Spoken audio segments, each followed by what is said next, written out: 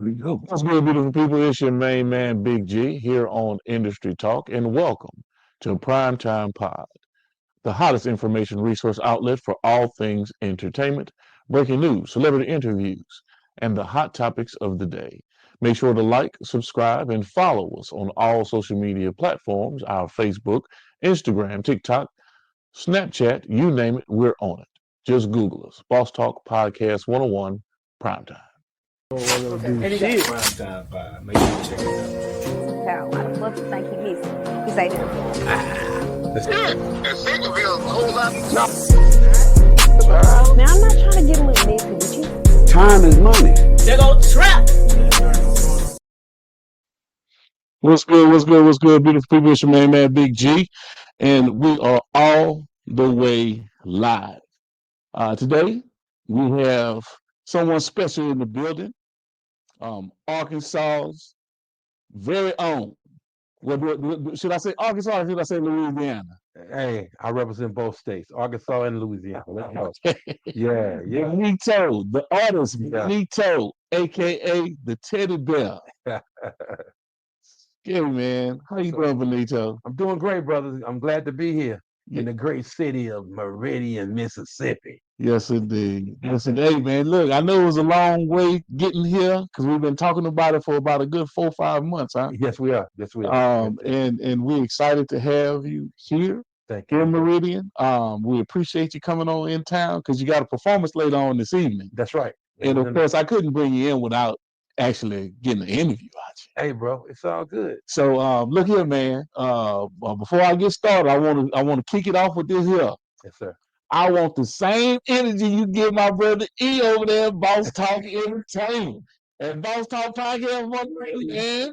We've been watching some of your clips and reels. Oh my Boss goodness. 101, man. Hey, Man, you are a Man. historian, Benito. hey man. Hey, You are a walking encyclopedia of the industry. So we're gonna get into it. hey, let's get it. Let's get it. So give us a little background about Benito, Mr. Benito Glosson. Where you from? Like really, where you from? Your people's people, Yeah. and give us a little background about who you are. I represent like I said, two states.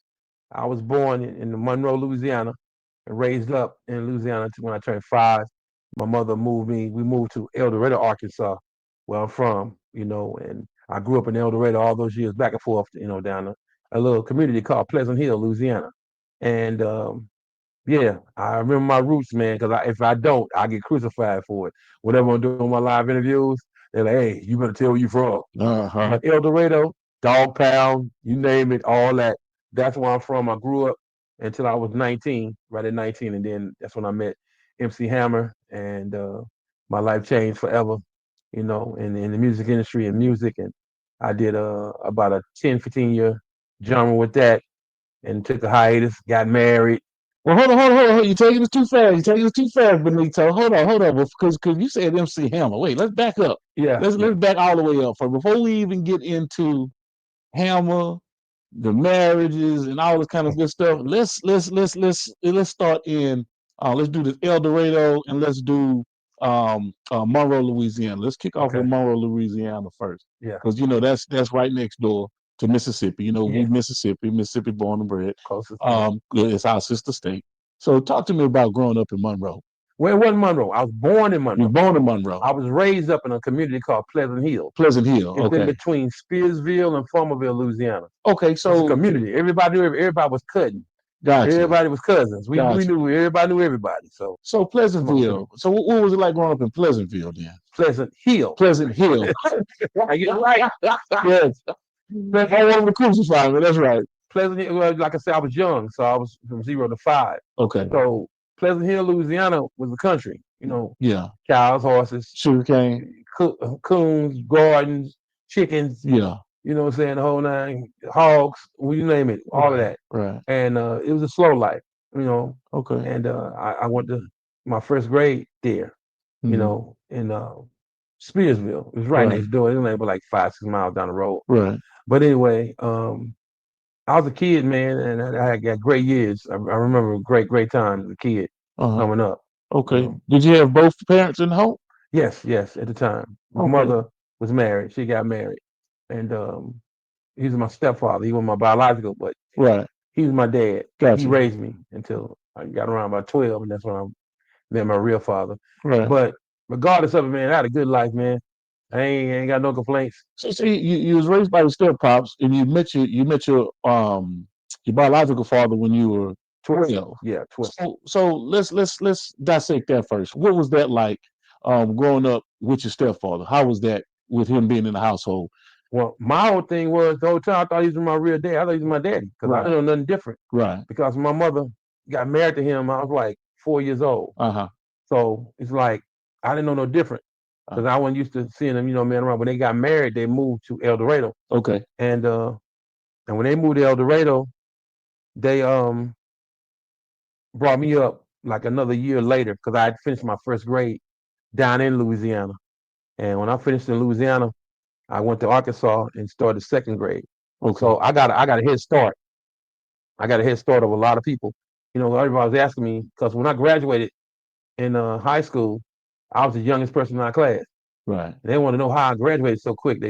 You must be super smart. I was, but that's right. Right. I had a head start. I got an advantage by starting in Louisiana. But Gotcha. I enjoyed it, man. I mean, it was just the country life growing up in the South and doing what I was doing, and things happened throughout life. And I had a blessed life, man. My life ain't over, but I'm just saying I had no real bad complaints, man. So okay, 12 years old, Mhm. meeting your biological father. How was that experience? And knowing that you're already under an impression that your stepfather is your father. Yes, So now you're finding out something different. I was kind of confused, but I was happy to finally see the man that birthed me, or whatever, not birthed me, but Yeah. where I come from, my lineage and everything. And I look at him like, no, okay, what's up, dude? And it was cool. I went over one day. I visited my dad one time, and I didn't want to go back no more Right. because I wasn't used to that. But my sisters made me, my sister made me feel special. That was his daughter by another woman. Okay. But one thing I remember about Mama Nell welcomed me in like I was her own child. Right. And then you can't beat that, man. I thought I was her son, like she had me. The way she treated me, it was so much love. And then even at 12 years old, I was thinking, is she just putting on my daddy? You know what I'm saying? But she wasn't. She's been that way since day one. Mama Nell, I love you. So there was never really any parental dysfunction. No. Yeah. My mama, I asked my mom, I said, Mama, I don't know what happened when I asked the question. I said, Mama, Leon, not my daddy. And she like, who told you that? And it went from there. Mhm. And she's like, I'm gonna show you who your real daddy is. He stay here. Well, he stay in town? I said, yeah. I never heard me know. But she just kept me shielded, I guess, from being hurt. So yeah. So how'd you feel about that? Now knowing in as an adult now, Yeah. you can understand why she was trying to safeguard you Yeah. mentally. But to a degree, you like, well, why wouldn't you introduce me to my pops, my real dad? So I guess that's the same thing to a lot of women today why they do what they do, right, right. But at the time, I knew what was going on, but I wasn't really mad about nothing. Mhm. I didn't get angry at my mom for not letting me know. Gotcha. I was just glad she let me know Mhm. who it was, and I was like, cool, okay, now I can see. I'm trying to see where I come from Mhm. and all this. But Okay. yeah. All right. So that's a refreshing story to know that it wasn't something that went the wrong way. Yeah. Okay. I'm talking about between mom, dad, stepdad, or anything like that. It was like co-parenting today, but it wasn't really co-parenting because you had Exactly. stepdad in the house that was Yeah. playing that Grew up with that him. role. Okay. Grew up with him, man. So let's talk about high school. You being outstanding athlete. Yeah. You doing some big things. You getting offers to Purdue, some of the top schools in the country. Yeah. Just a little background on that. My dad, my real biological dad, started coming around a lot more when I had high school because he said that I reminded him of himself because and I found out about things about because I know not that much about him. So his mother was living at the time, my grandmother. She knew who I was, and when I went to go visit her one time, it just blew me away how she was like, I know you, my grandson. I'm like, why you never said nothing then? Why you Mm. waiting now? But I'm glad you're doing it. But all them years, I'm almost an adult now. So when I got in high school, my dad used to always say I reminded him of himself watching me play sports because he knew my dad was a baseball player. He went to Grambling State University. He's a baseball played college baseball. He got drafted to the Kansas City Royals. Mm. So my dad went pro, Right. and he didn't go as a pitcher. He went as a regular player. But back then, that was big for black folks. Mm. My uncle also, he passed away last year. My uncle Larry, he played for the Toronto, what do you call it, Blue Jays. Okay. He made it too. That's my daddy's older brother. Gotcha. He made it to the pros too. The two pro players. They both went to Grambling. They both graduated from Grambling. Went on. So when I come out of high school, I want to go to Grambling. But I had an offer to go to UCA, University of Central Arkansas. And when I went up, that's the year that Scottie Pippen was coming out to play with Michael Jordan. So he was the man on the yard, everybody on the yard. And they recruited me to come up there, man, and they gave me a raw deal. When I went up the way, it was kind of crazy how they did me. But I bounced back from it. I wound up leaving the school and went down to Grambling and went on to do a walk on to play for Eddie Robinson. And Eddie, he really didn't care if I made it or not. Just the other coaches that loved me put me on, and I made it. And just so happened in the fall of that year, uh, MC Hammer was coming to town for the fall festival for the concert. Mm-hmm. And Hammer Candy, and my good friend back home, name was Jimmy Burrell. Jimmy was Hammer's first cousin. He used to always say all the time, man, Hammer my cousin, Hammer my cousin. You know what I'm saying? I was like, your cousin? Oh no, Hammer. He said, man, I'm telling you, it's my cousin. Man, whatever. So one day we was chilling and he looked on the back of an album cover and it said, into the entire Burrell family. He said, I'm a Burrell. It's my cousin. Mm-hmm. Whatever. But come to find out, it really was. He asked his grandmother about their lineage and stuff too. And it came down to it. He was. He said, all our people are from down in Bastrop, Louisiana. That's where we come from. And yeah, that is your cousin. I don't know which one it was, first, second, or whatever, but he is. That's your lineage. Mm-hmm. And I was like, wow. So there's a number on the back of the cover. My partner called the number. It was to Busted Records, Hammer's label. And when the dude asked the phone, it was Hammer's brother, Chris Burrell. And Jimmy told him who he was, and like, I'm Jimmy Burrell, and whatever. You my cousin. And they went from there, and they started talking on months of time. And he told us to go. He said, man, my friend gonna put a group. He go to Grambling, but we're gonna come down to the show and try to show what we got going on or whatever. He's like, okay, cool. So we put a demo. He said, put a demo together, and my brother, here y'all. Put a demo tape together. I didn't know more about it. It was MC Burrell and Benito. So I was singing, he was rapping. So man, we did that and went down for the homecoming. I met Hammer and I sung for Hammer. Hammer like, hey, come back to the hotel tonight and back in Monroe at the Holodome, and I'm gonna do auditions. And I like, okay. And my friend, I wasn't gonna go because I was in my mama's car. My mom wanted a car back at certain times, so I had to get back. Oh, so I wound up going anyway, disobeying mama, went, and it was just one of the luckiest gambles I ever took in my life, and I made it. And I was the last person to go, and Hammer wound up signing me on the spot. What year was this? 1989. 1989. I'm telling my age. 1989. Okay, so 1989. Mm-hmm. Hammer tell you to come audition. You knock it out the park. What did you sing or what did you perform or do to catch Hammer's ear and eye? I performed Goodbye, not Goodbye Love. Yeah. It wasn't Goodbye Love. I'm messing up now. But I did. Even though I hate to leave, girl, for I cried as I walked out that door. I was doing that, of course, I was much younger or whatever. And Hammer called Teddy Riley. Teddy Riley, yeah. Teddy come down, he looked, he said, Hammer, you don't sign this kid? I'm gonna sign him to New Jack Swing. Hammer said, no, don't worry about it. But he don't work on a bunch of records. I was like, Buster Records, what is that? I didn't know. I just happened to be singing for him, you know what I'm saying? So when I did my thing, man, it was like everything was all love, man. It was all love. And when I finished doing that, I knew I was destined to something. And like a month or two later, I wound up going to California, hooking up with Hammer. And the rest is history, man. Went around the world on world tours. Wait, hold up, man. We ain't gonna speed bump. No, I'm not gonna let you do that, Benito. We are not gonna speed bump past. Okay, 2 months later, I'm out in Kelly, and I'm touring the world. No, man, no. I want to know after Grambling, Yeah. after the audition. Yeah. Hammer say, welcome to Busted Records. You know what I mean? Yeah. What was the next phase? Because you were still in school, you were still in college. Yeah. Okay, so how did your mom take that? Tell me that story. Tell me that. She wasn't happy at all. Oh, I was okay. in her car that night, and she wanted a car back. And when I called my mama, because I told him I didn't believe him. I said, you got to call my mama. You got to talk to my mom about that. And he was like, okay, call her. We called my mom, man, and mom, first thing she said when she answered the phone, where's my car, Nito? I'm like, Mom, I don't care if she cussed me out and everything. So you grounded. You ain't get my car no time soon. You bring my car, you ain't getting back in it no time soon. So, and I said, Mama, just talk to the man. He want to talk to you. He got on the phone, talk to my mother, say, you're going to take care of me. I want to sign him to my record label. Yeah, do something. Get him out of here, whatever. He ain't going to school. He in school, but he ain't really doing nothing. Get him out of there before he mess around and get himself in trouble. So he said, okay, I'm going to sign Benito to my label. She said, okay, that's cool.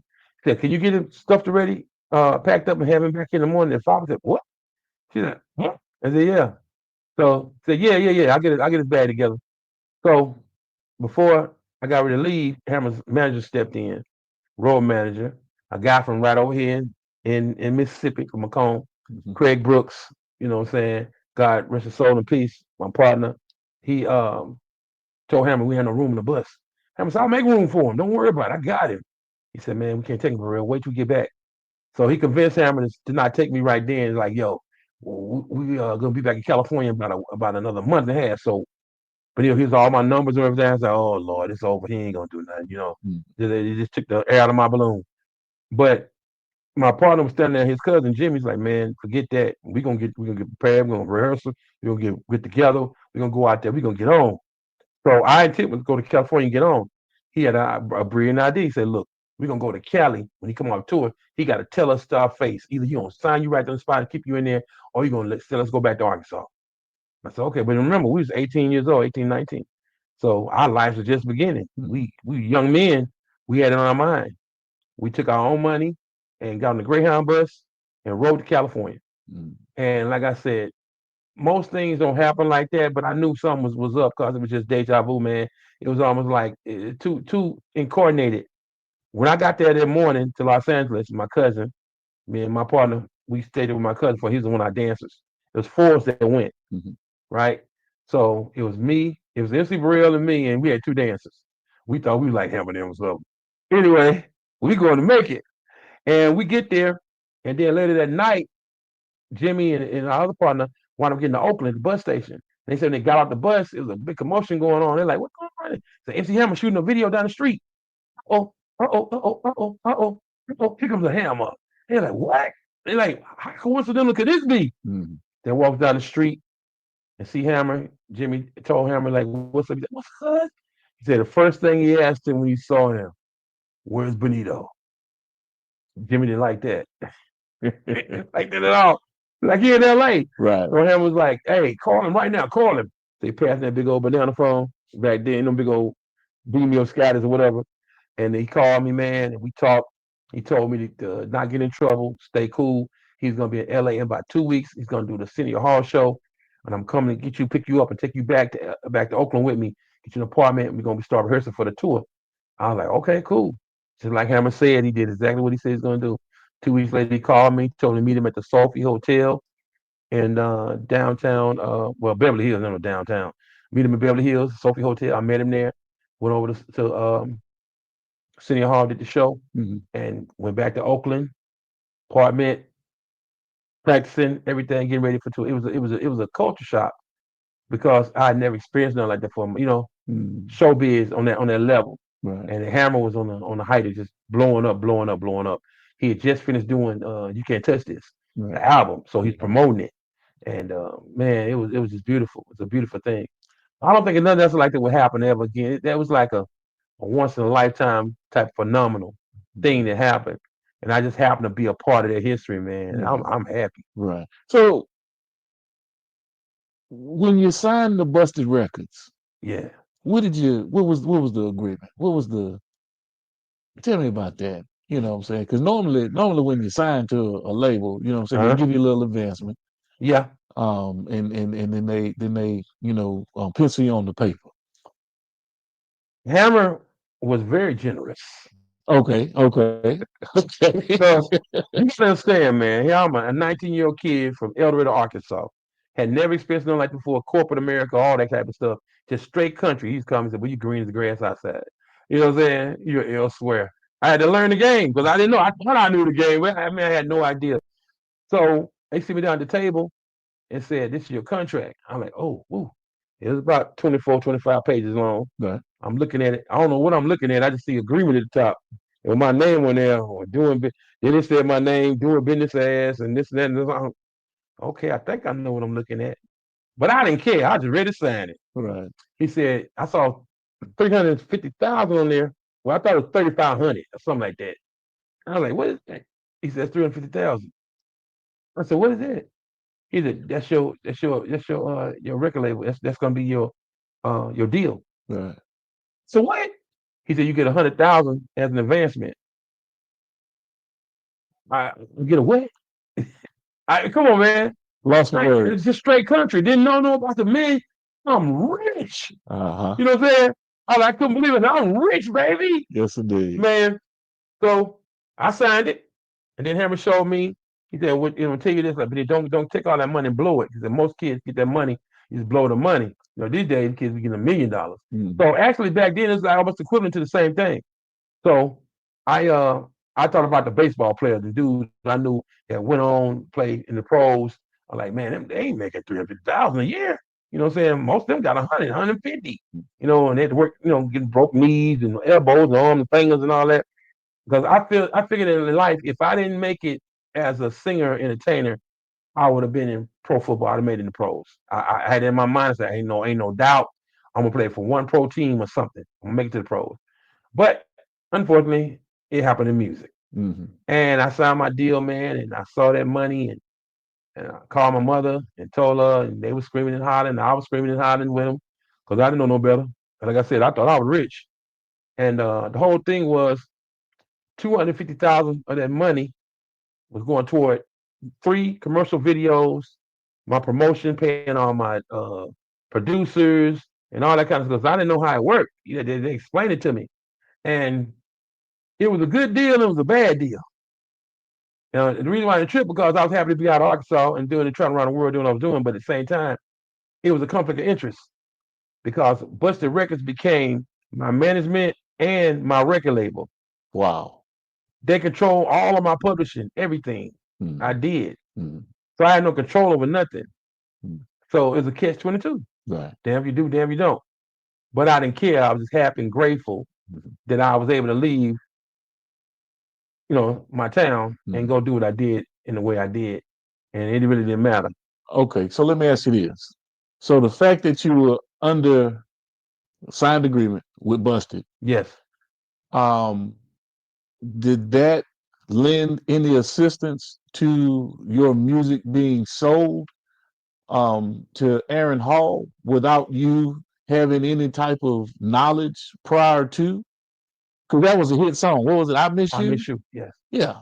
Yes. I want to explain this. Yeah, please explain that situation. Working with Derek Hall, no relation to Aaron Hall, producer out of Oakland, and Ephraim Galloway. Ephraim is originally from Mobile. He's back in Mobile now. Mobile, Alabama. He stayed in Oakland at the time. Great, phenomenal songwriters and everything. And matter of fact, they wrote half the songs, and another producer by the name of Ivan Johnson. He wasn't on I Miss You though, but just Derek, me, and Ephraim. And the song was for my album. I was doing records, doing songs for my album to come out. And one day, I came home for Christmas that year, and I was in the kitchen doing something, and I heard this song on the radio, and I was like, wait a minute, that sounds like, but that ain't me though. That's this song.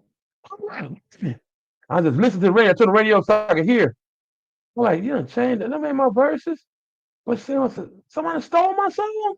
So, oh man, hold up. So I immediately called Hammer. And I talked to Hammer like, what's up? I said, Hammer, somebody stole my song. I said, I said my record on the radio. Man, said, oh, yeah. We got a record Aaron Hall. We sold it to him. Yeah, I sold it to him? Y'all won't tell me nothing? You're like, oh, don't worry about that. But you write 100 songs, man. You wrote that song, you write 100 more. Don't even trip on it. Don't worry about it. When you get back, I got something for me. The word in the industry is pacifying you. You know what I'm saying? So I was still a kid, 12, I think 2021. So I wasn't really tripping because we already been on tours and all that kind of stuff. But I was thought I was getting ready for my album to come out. I never did release the album with him, with Buster Records. Okay. I did a lot of recordings, but we never released the album. But I was next up. That's a definite because on the album Too Legit to Quit, I'm featured on 6 songs, and 5 of them it's got my name on there. Introducing Benito. Hammer's like, I'm introducing you to the world through me. And then when you come out, they're gonna already know who you are, and it's gonna make your record sales go bigger when I release you. And we shot 5 videos. So you look at all the videos, you see me living in a world like this, gaining momentum, the regular version and the remix, Count It Off. Another record that didn't make a video was Find Yourself a Friend, and the big time record, Do Not Pass Me By, me, Hammer, and Tremaine Hawkins on the Mount Side. It's one more thing. I can't remember, but yeah, the most of the records we did together. And Gaining Momentum.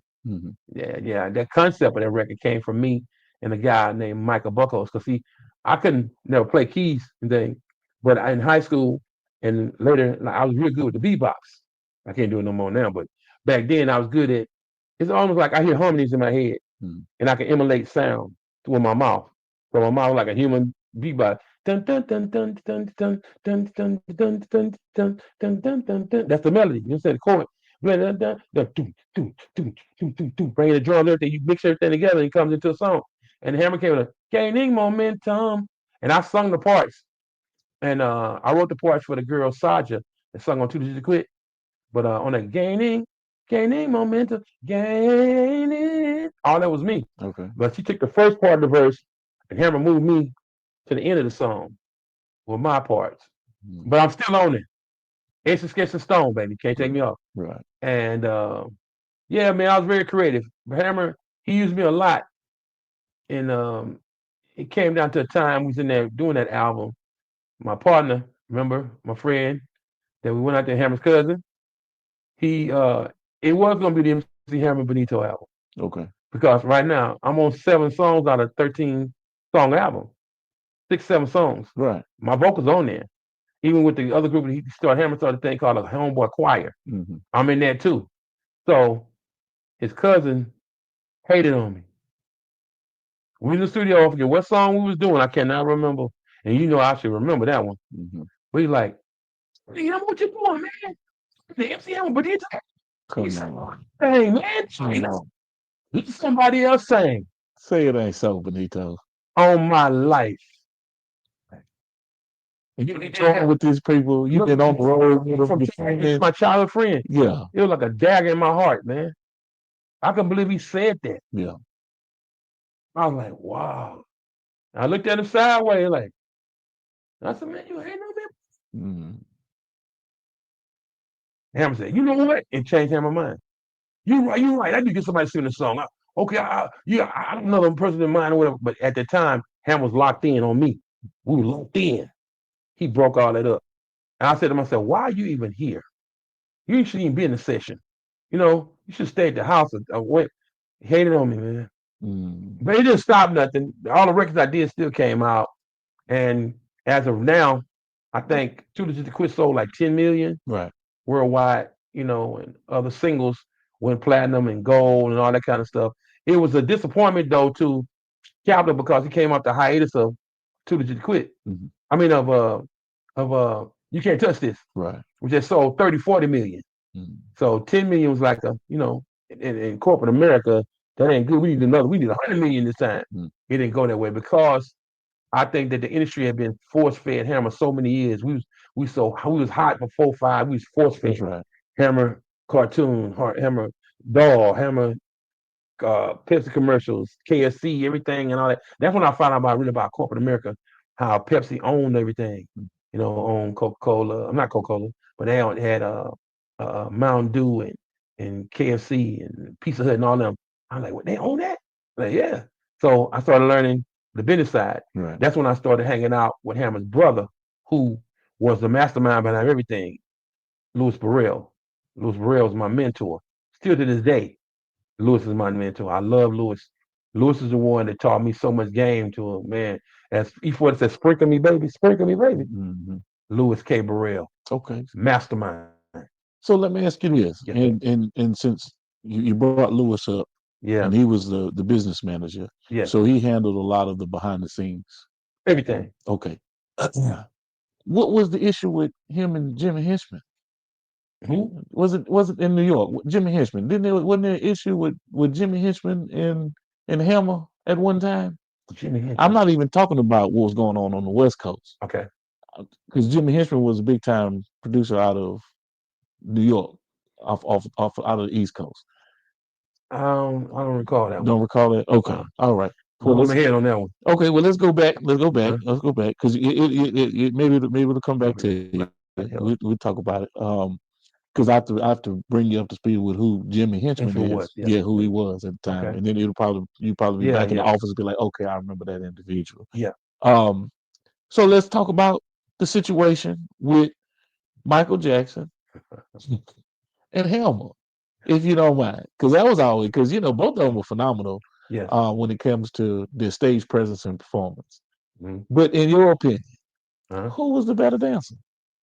Ah, everybody, I put it up the other day on my page, man, and people was talking about it. Uh, I gotta say, Hammer. When it comes to overall, Michael was a, I don't say manufacturer. He us, Right. but he danced. He was. If you really look at Michael, he was stiff.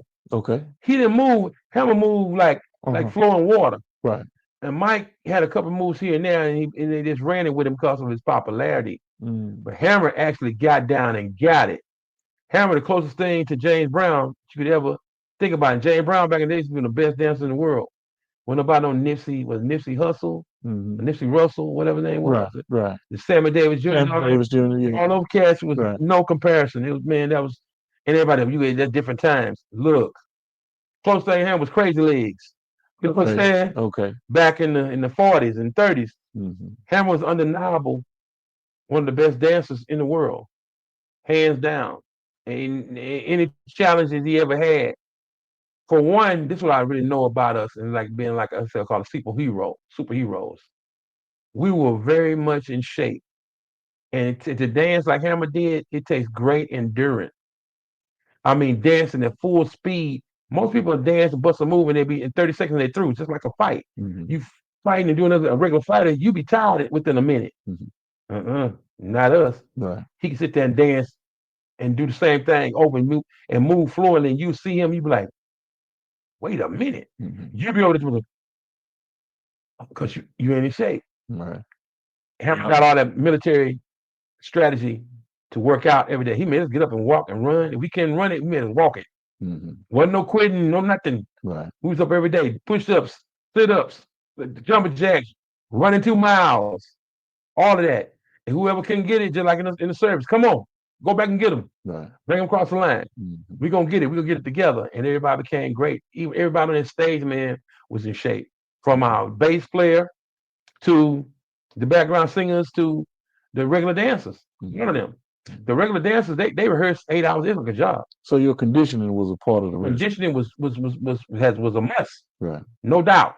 That's why we were able to do what we did Mm-hmm. in such a great level. And a lot of time consistency is switching out. We had so much going on the stage, you didn't know when people switched out a lot of time. You see people keep going back and forth, because you knew your limits. Right. You go and then you come off, somebody switch out and give me and you no miss the beat. That's why the energy stays so high. Mm-hmm.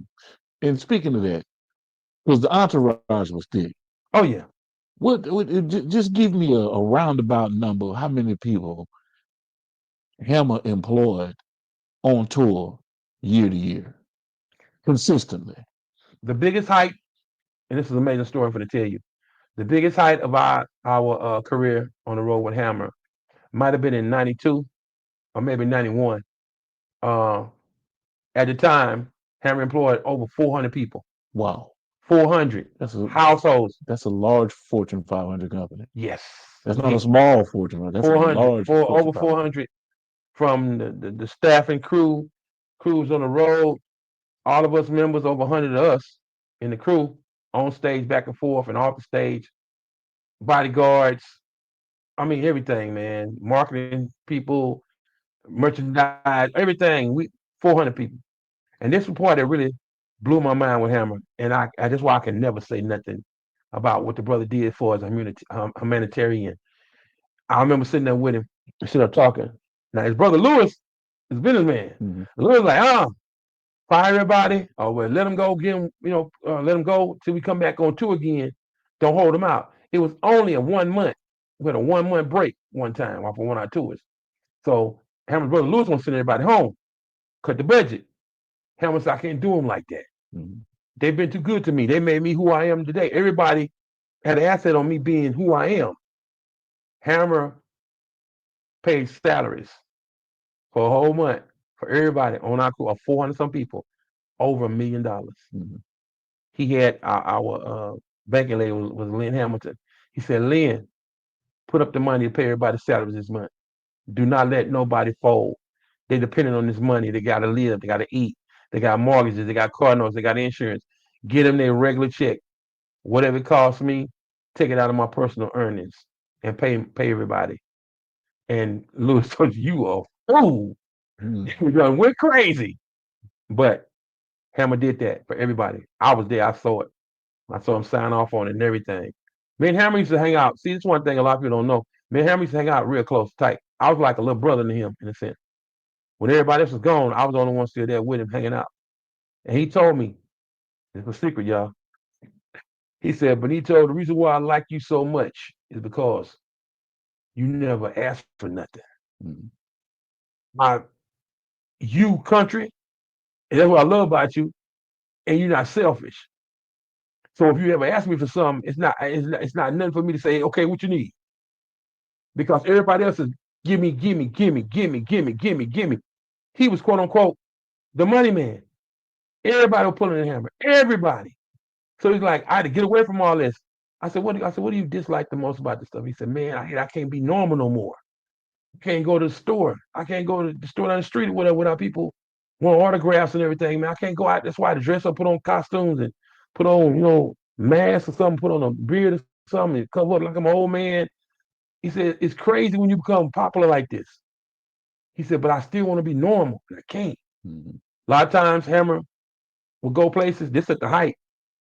He would call me, but he'll come around with me right quick. I'm like, okay. I never ask no question. Where we going now? What we doing tonight? I just go. And we just ride out. He just want to ride and clear his mind. Just ride and talk. And ride in his cars he done bought. He never get a chance to drive or nothing because we usually have a day or so off or whatever. We come back home or whatever. It's very seldom with that. But what he did, he just want to get out and get away. I said, why you got the bodyguards following us? I said, I don't want them with me, man. I want to be normal again. I want to be able to go and enjoy myself without people, tripping on me. Mm-hmm. He said, the fame is cool. He said, but I'm trying to build a macadam for my family, man. When this thing is all over and it's all, he said, I ain't going to stay no more forever. He said, because I'm at the top and they shoot for me. I know they're trying to knock me off my crown. So I got to put as much back as I can. So I'm jump the gun on you. So when he filed bankruptcy, Mm-hmm. everybody thought him was broke. Right. $30 million is broke. Who got $30 million laying around? That was his ending asset, $30 million. So he had to file to keep his money, or he would have been broke. Man, everybody was suing him for all kind of stuff. Stuff you ain't never believe of. He told me, he said, Benito, if I kept paying all them lawsuits, man, I would have been broke. I would have had no money. So I had to do something. Right. So he froze it Mm-hmm. for what, 7 years? Yeah. And when he got out of it, he came out great. What a lot of people don't know about Hammer is that Hammer was a geek. Mm-hmm. Hammer was Hammer, but he loved electronics. He loved games. He loved all kind of technology. Even like right now. When I last spoke to him, he told me he got about 5 new things he's working on for the future AI stuff and everything. He just released a video in AI, total AI, Mm-hmm. a whole video. You can go and look it up on YouTube. MC Hammer new video. Look at it. It's totally AI. But he had a jump in when everybody thought he was out there and broke. When he came out of bankruptcy, he had bought into Google. His best friend, one of his best friends out there in Simi Valley, Hammer friend created Twitter before they sold it to Elon Musk. So when they sold it, what, 2, 3 years ago, Right. for 40 billion, Yeah. Hammer was in the stock.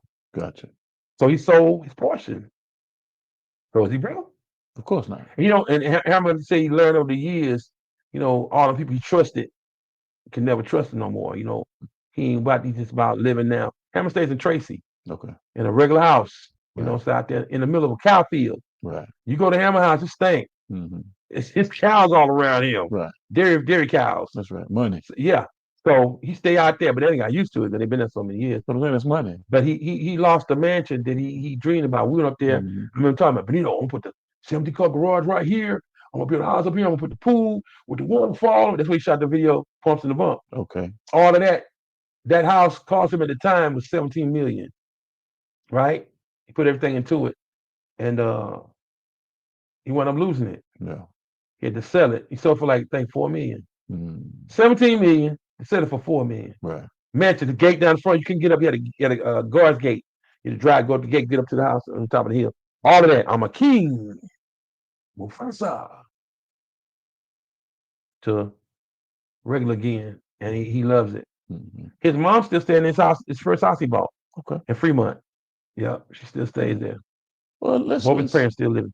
Let's talk about this, man, because Ham's out of Oakland, right? Oakland, California. Originally out of Oakland. Yeah. I know that was Darryl Reed's stomping grounds. Mm-hmm. And Michael Conception was out of LA. Y'all had a little run in with the Crips, the A-Trade gangsters, Michael Conception. Mm-hmm. Give me a little background on them trying to press Hammer or extort Hammer at that time and why that shit really didn't fly. And we already heard, how they do it in LA. Yeah. And it's still to this day, they still be doing this. Mm-hmm. But we weren't really phased with it. So one particular night, we was in Hollywood at a function. I can't remember what it was. We come out to get in our vans to go back to. We stayed at the Universal Sheridan in North Hollywood, right by Universal City, the theme park and all that, on top of the hill. And this guy in a wheelchair rolls up with about 4 or 5 guys with him. Tell me, hey, what's up, man? I hollered at you for a minute, man. And I looked at him, and when I first saw him, I knew immediately. I said, he a Crip. I said, that's like a gang member. But he in a wheelchair. What can you do in a wheelchair? And I really didn't know. Then I said, this dude from the video shoot. Oh, okay. So he already knew who Hammer was. But he came at Hammer like, hey, man, you holler at me because, things out in the streets of LA, things could happen to you, man. Basically, you need to go ahead and, pay for your protection. Because things they said, well, I need to tell you, I got 12 bodyguards right around me, whatever. I said, what you trying to do? Trying to strain on me, man? He's like, hey, I didn't say that. You did it. But, I'm just saying, you in Los Angeles. You ain't from Los Angeles. You from Oakland. And woo-woo. I said, man, I ain't trying to hear that, bro. I said, man, yeah, bro, I ain't going. I don't know what you think going on, but it ain't gonna happen with me. Whatever. So they had a stare down. By that time, Hammer's brother Lewis came at the back like, why everybody still here? What's going on? He finally they told him what was going on. He was like, man, you don't get up. Hey, man, wait. Hammer said, I'll make one phone call and this will all go away. Everything. So he said, hey, I tell y'all what, everybody load up. Let's go. So dude still there looking crazy. And the next day in the hotel, I was downstairs in the lobby. That's when Jodeci, right before we wound up getting Jodeci going tour with us. They was in the same hotel we was in. And I was down there talking to Devontae and just chilling, talking or whatever. They said, man, we'd love to be on tour with y'all, man. Y'all got the best girls and the biggest tour. I was like, yeah, whatever. So the dude rolled in the wheelchair with his people. Said, man, what? Hey, when you there last night or whatever? Hey, what Hammer at? I'm looking at him like, I don't know you. I ain't gonna get in that. Right. So I left it alone. So dude stayed in the lobby, go to the bar, had a couple drinks, whatever, sitting down there for a long time, waited. Hammer's in the crew coming out, they're going somewhere to do something in Hollywood or whatever. And he said, Hammer, hold on, come in, let me hunt you for a minute, Hammer kept walking. He said, Hammer, come on, man, don't do me like that, man. Just listen. Hammer said, what is it? What was up? I just want to apologize to you, man. I didn't know who you was, man. I'm sorry, man. It ain't like that, bro. I mean, but he's in the video. We on the same game. I guess he didn't know. But he found out. Right. So whoever Hammer called, we got back. What happened? The situation. They must have called him and told him that's hands off. Because I was there and I heard Jerry Smith, who's the CEO of Capital. He said, "Who?" And remind you, these Jews, Right. they run Hollywood. Mm-hmm. He said, "I'll get right on it." And then also Hammer had called the big homie, Big West, and West want to pass away about a year or two ago. From L.A. He's a big time gangster over. And y'all have truce or whatever amongst gangsters or whatever, and the word went out, and we never had a problem again. Mike did. I heard that Mike did some other stuff for Hammer in the past or whatever too. Mm-hmm. After that happened, he wanted to get on the team with us, Right. because he saw the muscle or whatever, as they say. You don't mess with the mafia, Mm-hmm. and it was a different beast. Right. Than a regular you extorting people. And I hated that, man, because these are people. But we wound up finding out later that he did it to Babyface, Bobby Brown, Teddy Riley, and the list goes on and on. Because some cats, man, they regular guys, they ain't got no family, Right. nobody out there to really protect them, and in the streets of Los Angeles, they for real, things could happen, True. because you out there and then they doing everything. Mm-hmm. So we good. Okay. We ain't gonna trip on it, man. We good. Yeah. So because you've gone through a lot of experiences and Mhm. you've dealt with a lot in the industry. Mm-hmm. And one name that rings out and sticks out to me as well is Suge Knight. Mm-hmm. You had some run-ins with Suge. Marion. Yeah. Suge is a good guy. Suge is a good guy. But Suge wanted to sign him. Yeah. Yeah. So how did that come to be, and how did that work out at as an end result? Because obviously we didn't do it. You didn't do it. Yeah. We didn't do it because I already knew who Suge was, and then we'd already been stories about Death Row, what they was doing over there and everything. We had an inside plug. Okay. God rest her soul in peace. Once again, another one. Jewel was my cousin's baby mother's best friend. Okay. And we stayed in the condos over there in Ladera, Spring Park Way. And she used to come over there all the time to visit, with my cousin's baby mother, visit and tell us about what was going on in Death Row with Snoop, Dash, grew up, all of them, the twins, anything they had going on, she would tell us, but we weren't talking about it. She would just let us know it was cracking. Mm-hmm. And like, why are you still over there? She's like, I'm about to leave too. I mean, it's like a lot. He bringing all these new cats in, and they ain't working out too good. So Mm-hmm. I'm gonna move around. All the concentration right now is on Snoop and Dre. So he don't care about nothing else. So we knew about the incident that happened with Dash grew up with the Dog Pound. They went and did not a backdoor deal though, but it's still through the same company because Party is owned by Capitol Records. That's the label that Hammer used to be with. Okay. So they went over to Party. Is that how Tupac and Hammer got together on that song? No. That had nothing to do with No. the label. Okay, that's something different. All right. Well, with Death Row? Yeah. Oh no, Hammer got. Remind me to tell you about that. Okay. So they went over and did the deal, and Party put the record out. Mm-hmm. Suge didn't know. He released it. He owned them in the rights. So Suge was mad. Like, how y'all gonna go over there and do a deal without me administrating it? Right. But at the same time, what's the dude's name? The one that run Interscope, the one the Death Row signed under. Harry-O? Not Harry-O. No, the big time Jew guy. What all of the 50 caps all the time. Can't think his name. Anyway, I know who you're talking about. Yeah. He was just on the Breakfast Club the other day. Not Al. He knew Lyles, Kevin Lyles. Not Kevin Lyles. This is a Jew guy. But anyway, he knew. I'm gonna put it like this. I know who you're talking about. He knew the coordinator of Pride. They all Jews. They run L.A. They run the music industry. Right. So they ain't gonna go against each other. Mm-hmm. So they're like, we're gonna go and drop this project. I know Mary and Suge Knight might be mad, but we're gonna go and drop it with the Dog Pound. Mm-hmm. And they did, and he found out. But his CEO of Death Row was like, hey, let it slide. Uh-huh. You know what I'm saying? And they just let it ride. You're like tripping on. Yeah, tripping. Hey, it's all good, man. Ain't nothing but just that energy, bro. Yeah. That upper chakra. Anyway. So they let it slide and went on, and it became a hit. Okay. It blew up. Suge wasn't mad about it. But anyway, back to me. Yes. Suge wanted to sign me like, man, you can go on sign with Death Row, Benito. One day, me and my cousin was going to pick up his truck Yeah.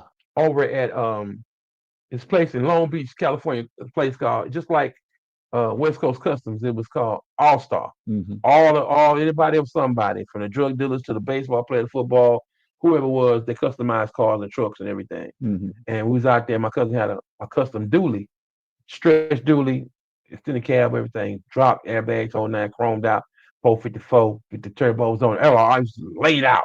So we pull up. Shook saw the truck. It was like a winter green. He like, man, that truck clean. He came out there looking, smoking a cigar.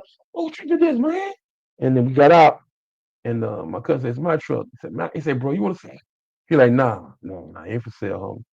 And I look at the sugar. I was like, Sugar looking at me. He like, man, oh, man. I said, Sugar, Benito, man. Benito, what's the big story? Right, we showed love and embrace and everything. What's going on? And my cousin like, yo, we got a record label. We doing our thing. And I gave him my album and everything. Sugar got it, put in the car with her. I know you probably didn't listen to it or whatever. But anyway, he like, man, you come on Death Row, man. We signed you up over there. And ran the thing. My cousin like, yeah, give me your number, man. Yeah, man, come on. I set up a meeting with y'all next week, man. We sit down and talk about it, baby. But I'll put you on, baby. You a singing joker, boy. All right. My cousin, we left because we ain't signing with him. They ain't doing but trying to chef you, put you on the shelf. Right. Like everybody else. We ain't doing that. Right. And it was glad we didn't do, because about maybe 2 months later, I wound up meeting Ernie Singleton. Okay. Yeah. Okay. And how did that work out with Ernie Singleton? Ernie Singleton, old school, Yeah. Tycoon, Right. Godfather, Right. Patti LaBelle, Luther, Prince, laundry list of hits. Mary J. Blige, Right. Jodeci, Right. you name it. Luther. Right. He ran Motown I was saying for Anita years. Baker and all of them. Yeah. Ernie was coming out of that, and he had just came out another deal working for Ruthless. Ernie had ran Ruthless for 2 years when Eazy-E got sick. Okay. Easy commanded. He asked for Ernie to come run his company, because Tamika, she didn't know how to run the company. Easy's wife. Mm-hmm. So Ernie had to come out and show her how to run the company, and teach her all the ins and outs, which he did, and got paid her quite a great salary. Right. And she ran it. Ernie was won over Bone Thugs and Harmony after Easy got sick, so he helped their career throughout the years. Okay. So Ernie broke away, started his own independent label called Fully Loaded Records. And I happened to be at the cleaners across from my house in Ladera once again, at picking my clothes up, and I was playing on my truck Expedition. I had my music playing. The record I had called Shake and Bake. Let me see you shake it, shake it, shake it, shake it, bake it. Girl, you know you're showing out tonight. Had a great beat to it. My producer, Chris Durrell, he's a big time producer now. He stays in Dallas now. We stayed in LA at the time. So it was knocking, getting it. And he was sitting there vibing to it. And said, man, you know who sing that song outside, man, playing that truck? I said, that's me.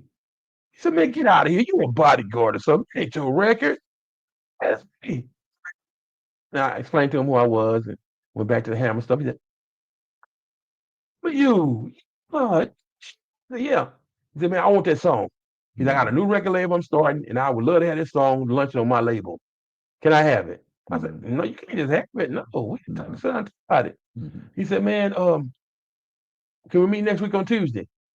He said, but I want to take it with me. I want to live with it a little longer, get in my system. So I called my cousin. He said, I said, cuz he want to take this record with him. I said, he's the real deal though. We need to sit down and have a meeting with him. He said, okay, cool, no problem.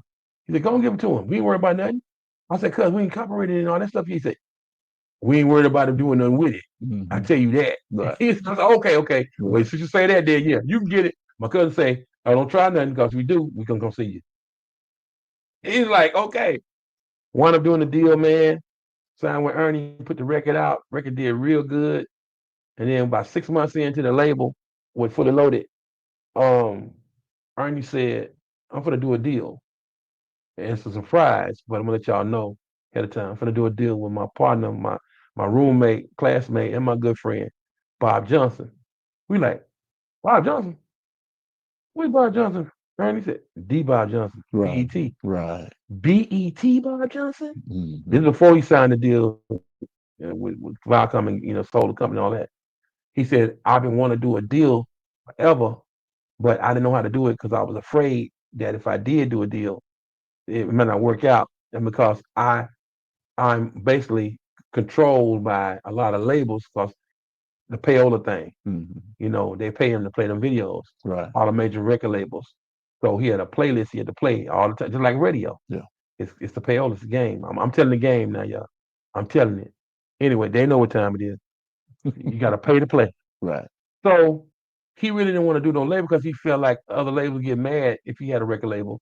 Then they'd be in a competition. And they would be biased and play only his stuff Right. and start playing theirs. So they were paying him so much money to do what he did because they knew it was an outlet to the black community. Okay. And Bob had bypassed everybody, the Jews and everybody. They weren't even thinking like that. They didn't know how to reach the masses. You remember it was an old company out back then they called The Box. Remember them? Yeah. Out of Miami. Yeah. They bought them out. Okay. It was another outlet. I'm just gonna go on around it and just let you know the damn what they did to us. It was another place in Houston, Texas, called Southwest Wholesale. Right? That's how all them Houston boys got on. From your little Kikis to your rapper like that's who Jay Prince used to deal with their distribution. They control all the distribution across the South. Okay. From Texas to Louisiana, Arkansas, Mississippi, Carolinas, Georgia, you name it. They distribute it out across the world. I mean, the southern part of the country. And Atlantic Records came and bought them out and shut them down. Mm.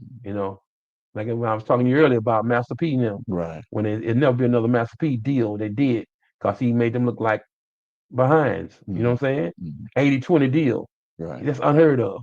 Yeah. Because they didn't believe, but he showed them his master his blueprint to what he did, and they didn't like it, but he made millions of dollars. Right. That's why who he is right now to this day. Mm-hmm. So yeah, man, it was crazy, but we did the deal with BT. We did it with him, and after we did the thing with Disney World, he said, "Wait till I ink this deal with Disney World with my new BT Soundstage entertainment center and restaurant in Orlando, Florida, at Disney World, and then we'll go public with Fully Loaded / BT owner Ernest Singleton, Bob Johnson." Mm-hmm. And we did it for about a year. Okay. Yeah. And then how did that fade out? We had some problems, Ernie. I guess, I don't know why, man, when we get money, we get greedy, man, and start messing up. Hate everybody. He mismanages a lot of funds. Okay. And when the hammer came down was really with my video. He gave like 300 some thousand to shoot my video with. He only used like $60,000 of the money. So remind you, I'm a recording artist. I got to recoup all that money back before I get paid my money. That's right. So I'm like, okay. And then it's just based on your percentage. That's right. That's right. So out of $300,000, you only spent $60,000. What the other 260 at? Mm-hmm. You know what I'm saying? Mm-hmm. What it was, yeah. So what was 240? So what was the split between you and the label though? Was it like an 80-20 or no 70-30? My deal went down the line. They was mad at my cousin. The deal that me and him had. They was getting mad because I got $3 on every album sold. Wow, that was unheard of. Yes. Most new artists to sign major deals, they get about 50 cents. Yeah, I was say it's in the maybe 75, depending on how much they depend on you. Mm-hmm. I was getting $3. Right. That's why I set it up. I also was the vice president of our label, our independent label. Okay. It was like Martin Entertainment / Fully Loaded / BT. Mm-hmm. They didn't like it, but they had to respect it. Right. Because I was smarter. Okay. I wasn't gonna get messed over like that. Because you'd already been through it. I've been through it. I learned from Louis Burrell. Right. Go back to Hammer days. He showed me how to structure and do contracts. And if you ever get a chance to do the upper thing, do it. Because in the long run, you get paid. Right. Rather than getting crumbs and they spend all this money on you. Because what you do, you become a franchise for the company. Right. And they invest in you. And the whole thing is to recoup their money back. Yeah. I didn't take no great big advances either. Okay. I want this percentage. See, I was like this. I have 2 or 3 jobs. Not only am I an artist on the label, I had to do all this other administration and everything, and I'm an artist, and I'm a CEO in a sense. Mm-hmm. So that's a separate check. Right. Than what I'm doing. So I want pay me a salary for my work as the CEO of the company, and I get my other percentages on the back end for my record sales and stuff, Correct. and then with the company. That's where it went. That's where we set it up. And I set my money up the same way I did when I was with Hammer.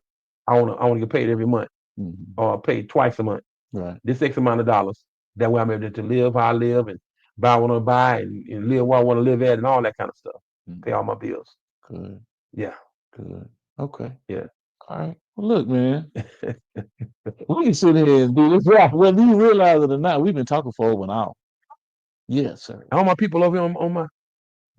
They love it though. I love it. Now y'all know a lot about what I used to do. For real. But that's just a small fraction of it. It's a small fraction. That's not even, you going overseas. Man, I'm looking traveling secrets, overseas. man. Yeah. But this is my life. Who better to tell it than me? Yes. And I want to tell it before I forget it. You know what I'm saying? Makes sense. Time capsule. My next step now is doing a book. I need to do a book. Right. No, I'm finna do a book. There you go. It's in the makings. Right. Right. I'm gonna have AI. I'm gonna talk to AI. Don't talk to no AI. Talk to me, dog. You know what I'm saying? I can just sit there and work this out. All I'm gonna put it all together for me. They're gonna lay it out, and then we're gonna put it in visual form. Yes, so you can see. So you can see characters and everything. Yes, indeed. Yeah. Awesome, man. Thank you, Miss Gwendolyn. Thank you, love. That is awesome, man. Look, I need to know if I can get you back down here in studio so we can do this again. We can run this back. I want to make you a staple of prime time with me, man. You know what I mean? That's right. Okay. Now, okay. He already told me now, you know what I'm saying? Barsock said I'm alumni now. Yeah. He said I'm royalty over there. True. I'm loving it, man. That's true. So I want to build up a Benito catalog. Okay. I want to build up some. Got enough to chop it up and cut up what we need to do, right? I know, I do. I'm humble. Well, I take the word back. Let me retract that word, humble. That's right. Because my brother sitting in front of me told me to not say that word. That's right. And it just slipped out on me. And for all you guys listening too, I looked it up and Googled the word humble. Looked up what the word HUMBLE means. That's right. What it means. That's right. I'm not lesser than. That's right. I'm greater than. Correct. I am who God says I am. So that was a trick of the devil to trick us to thinking that's his word, not ours. Yeah. We are greater. So if you can stop saying the word HUMBLE. No, we're greater than that. You're right about that. I'm saying I'm happy to be here. Had to be a part of your podcast and what you're doing, brother. Because it's what it's all about, man. Mixing and mingling with each other and uplifting each other to be greater in what we're doing. So if I can be a helping hand, and yeah, it ain't about no money either. Because all that'll come. Right. The blessings fall. That's right. Hey, each one teach one. I'm gonna be very wrong. You know, you're gonna leave that alone. Yeah. Sir. Because you on the rise with your Southern soul. Yeah, man. Yeah. No, don't do that. Don't do that because I'm not gonna let you diminish the greatness. Yeah. Or you don't like the term Southern soul, or is it? That's not the genre that you want to be. When I came into a music, I love the terminology Southern soul. It was just so inviting to be a part of it and get in and do what I did. I had a lot of disparities in the beginning too because they didn't really actually accept me with open arms. Okay. The people did, the fans did. It was some of the gatekeepers that was in the mix of Southern soul.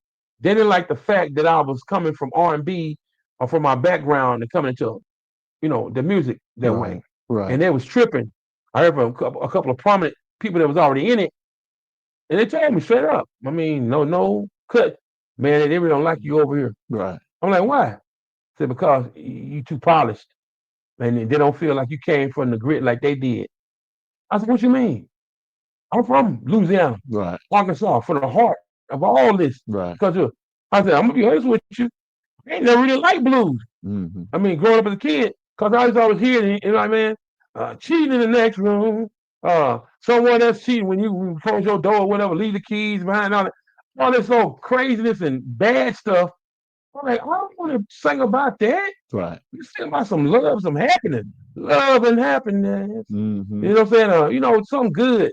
Yeah. But my daughter got me into Southern Soul. Okay. I happened to go down to visit my daughter, my grandkids in New Orleans. And she said, Daddy, you still singing stuff? I said, yeah. You know what I said, you the chicken Southern Soul, Daddy. This is God, Daddy. His name is Pokey Bear. I said, what? And Pokey Bear. I said, Pokey Bear. I said, that sounds like some crazy blues or whatever. There's a song Daddy called Side Piece. I heard that like, I live on, baby, to be with my side piece. I can do it but laugh because it was funny to me. Mm-hmm. But then I really started listening to what he was saying. I like, you know what? He's speaking reality. Right. That's what's going on right now. Mm-hmm. And that's how guys are. They got 2 or 3 women. Like right now with King George. Right. I need one woman to lift me up, one woman to hold me down, and you got to have at least one on the side that really don't give a damn or whatever. Mm-hmm. It's still going on. It ain't changed. Right. It was going on during the time when I was a kid. Same stuff. Mm-hmm. So I came into it, man. I wrote my first song coming from New Orleans. My biggest record, Guatemala. Guatemala. It is crazy. A lot of y'all women ain't gonna like it. They gonna love it. Come on. No, I'm telling you why I wrote the record. Okay. I went to New Orleans, excuse me, with a friend of mine, and she went to go take her son to the football game. That's when what's his name, Joe Breeze, or Okay. his name Breeze, whatever. With the Saints? Yeah, Saints. Yeah. Whatever. The Breeze fellow. Yeah, the Breeze fella. Okay. Yeah. And I left and went over to my daughter's house. Just not to. If you look back, you see I'm an Eagles fan. I don't know nothing about no Saints. Well, you see a cut back there. You mean them Aints? I mean, no, I'm playing. I'm a Cowboy fan. But you see the Super Bowl champ. No, I'm just saying. Go Jalen Hurts. Yeah, we love you, Jalen. All right. Saquon Barkley. Yes, sir. We love you, brother. Devontae Smith. You know, they got the whole crew. They got some Samoans out there that some Australian kids that really did it. Wide receiver, big boy. What's his name? Yeah. Anyway, back to the story. So we ride back, and you know the women, they love to wear them leggings. They pull them up, have them pulled up there, or whatever. And I'm driving back, and I'm look over, I'm like, girl, I'm in him. Come on. He started laughing. I said, oh, I said, girl, what's my I grabbed my phone because I would grab my phone, put it on record and record what I'm doing. I look at her like, girl, you got a. I'm looking at the road and looking at her. So Guatemala, girl, you got a Guatemala. She goes, I don't write no song about me. I said, too late. You got a Guatemala guy. It's actually crazy, you know, because I'm real funny anyway. Yes, it did. I put my phone up there, clicked and put up there. When I get back home, I listened to what I did earlier and put the song and the melody in my head how I wanted to go. You know, the beat and everything. So at first, it was it's a blues artist right now. It's real hot. My partner, my brother, and I love him to death, LJ Eccles. I asked LJ to do the track for me. Okay, Doc. Okay, we gonna do it. 3 months went by. Me and LJ never got together to do the song. So I said, man, I ain't gonna wait around no more. Forget that. I'm gonna get somebody else to do it. So I got with a producer named Slack out of Shreveport, Louisiana. Slack track. And me and Slack got in the studio and knocked it out in about an hour, the track. I said, ooh, this knocking right here. So I had the track to listen to, the vibe. I came back home. What let me know the record was gonna do something. I was playing it in front of the my sister got a restaurant back home. Sweet Mama T's, y'all. Y'all ever in El Dorado, Arkansas, go by Sweet Mama T's. Anyway, I pulled up. My sister like, boy, what? And then my little niece, she was young, and this lady come out the restaurant with a baby. The baby was like they're doing. See, I learned that from the old school. When babies give you the energy coming up, you can almost bet that's gonna be something because the children react to it. Right. That baby was dancing. I said, "Ooh, I gotta do now just write them lyrics, baby. I got myself something." And I put it together, man. A very tasteful record without being disrespectful to women. And people ask me, I said, "What do Guatemala mean?" I said, "Well, explain the best way I can." And they said, "This woman's behind the booty." I said, "No, ain't no behind." I said, "My grandmother said, get in there and wash your front butt." And I just said, ain't never heard that before. But every woman got one. Right. You know what I'm saying? Right. And I said, well, what's the front butt? Don't worry about it. You ain't got now. You know, as a man. So I said, okay. So, and then she said, skin the cat. And that was the thing to women. Yeah. So it's the front part of the woman. Okay. You know, in the special area. And I just talk about it in great perspective and say, girl, you got a Guatemala. And the woman I wrote the song about, She said she gonna sue me. She said because she didn't get her 5%. Because I wrote the song. She was there doing creative inspiration. Well, you was right.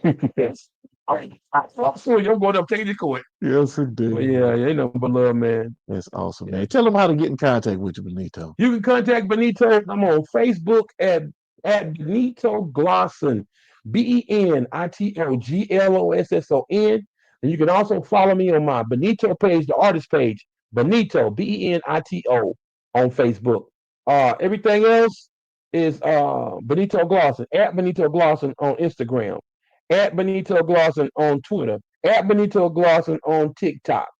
Yes, y'all can follow me on all them social media platforms. My music is on all platforms, Spotify, Apple Music, everything you can find. I got a lot of my stuff. I'm still uploading stuff in my catalog. I got so many songs, man. I haven't released and stuff. The last song I released was back in I think it was August. No, it was October last year. I knew well, it was not new, it was an old record, but it's called All I Do. I shot it in Houston, Texas, at this beautiful lady by the name of Ilyasa. She got an African name. Ilyasa, and she's an actress. And you see in a lot of YouTube movies, Tubi movies and stuff like that. And yeah, it's a beautiful sister, Afrocentric sister out of Houston. And I picked up a random snap of the finger. I come in, I had another lady to do it, but she had to do something else. And I took advantage of the time I had when I was in Houston. I went down to receive an award for my documentary. I also got a documentary out, y'all. That's out right now. Go watch it. If you haven't seen it before, go watch my documentary on Amazon Prime, Tubi, that's free. And I'm on YouTube. It's called Benito Behind the Hammer. Benito Behind the Hammer. Benito Behind the Hammer. On all those social media. I'm on 7 different channels, bro. And it's probably more than that now. Those are the ones we knew from up front. But when they said we was on Amazon Prime, I lost it. Yeah, it costs $1.99, and if you want to download it, it's $4. Send me that change. There you go. Direct to consumer. Direct. Baby girl. Yeah. So yeah, man, I'm over here in Meridian, Mississippi. Y'all get ready for the show tonight. Where we at again, brother? We're in Stonewall right now. We're in Stonewall right now. We're going to go back over to Meridian. We're on the suburbs. That's right. In the studio recording this and getting ready for the show tonight. I'm gonna go back to my hotel and chill for a little while, keep my feet up, get my Duggar hooks and get ready. Come on out and do what I do, baby. Marie. It is. Yeah. And it's 6:30, man. So we're gonna close this out because we need to get you back over there so we can get rested. And I appreciate you coming out, man. It's been another great episode of Industry Talk with my man Benito Glosson. Thank you, sir. The king of Southern Soul. Y'all, I'm out here getting it, baby. Yeah. Having a good time. You've been locked into another great episode of Primetime Pod. Major salute to our guest. And remember, ain't no time like prime time. This is your main man, Big G, with Industry Talk. And remember to like, share, and subscribe to our network, Primetime Pod. And as always, beautiful people, it's about health, wealth, and wellness. Primetime Pod. Make sure you check it out. Why the fuck you think he missing? He's like, And Centerville's a whole lot. now I'm not trying to get a little messy with you. Time is money. They go trap.